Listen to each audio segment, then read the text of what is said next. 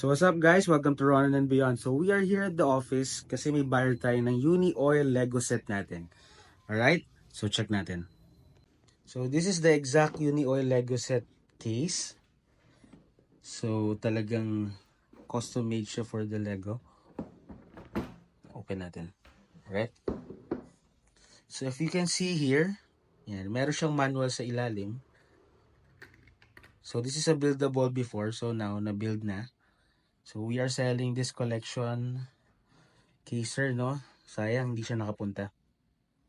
Alright. So this is yung mismong gas station itself. And makita niyo may mga staffs, may crew. And then meron pang signage. So which is really cool talaga. I think meron pa dito sa loob na parang change oil na something or maintenance. And then meron din silang mga case or storage here. So these are the vehicles naman. So